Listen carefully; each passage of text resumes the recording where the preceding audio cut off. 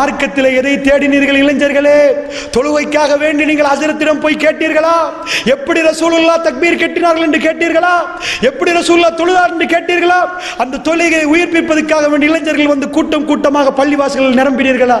இப்படிப்பட்ட ஆலயங்கள் டைல்ஸ் பிடிக்கப்பட்டு பள்ளிகள் கட்டப்பட்டு எல்லா ஆலயங்களும் கட்டப்பட்டிருக்கிற நேரம் ஒரு சஃபாவது பூர்த்தி செய்யப்படாத நிலைமையில் முஸ்லிம் சமுதாயம் பரிதாபமான நிலைமைக்கு தள்ளப்பட்டிருக்கிறது.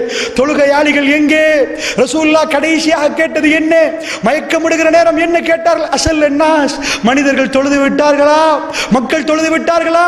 நீங்கள் நிஜமாக ரசூலுல்லாஹ்வை நேசிப்பவர்களாக இருந்தால் பெரியவர்களே, உங்களை கொண்டு போய் ஜனாசாவை அடக்க முன்னாடி சொல்லுகிறேன், நீங்கள் இடம்பெயர்ந்து வந்தவர்கள்.